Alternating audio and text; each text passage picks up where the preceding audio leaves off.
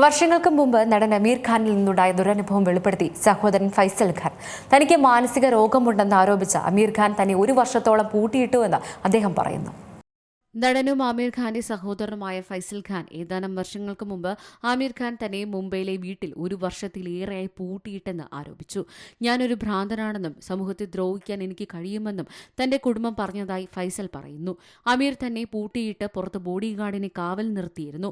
ചില മരുന്നുകളും കഴിക്കാൻ തന്നു. അന്ന് എന്റെ അച്ഛൻ എന്നെ വന്ന് രക്ഷിച്ചിരുന്നെങ്കിൽ എന്ന് ഞാൻ ആഗ്രഹിച്ചിരുന്നു. എന്നാൽ അദ്ദേഹം പുനർവിവാഹം ചെയ്ത് ഞങ്ങളുടെ കുടുംബകാര്യങ്ങളിൽ നിന്ന് അകന്നു നിൽക്കുകയായിരുന്നു. എന്റെ ഫോണും അവരുടെ പക്കലായിരുന്നു, ഫൈസൽ ഖാൻ പറയുന്നു.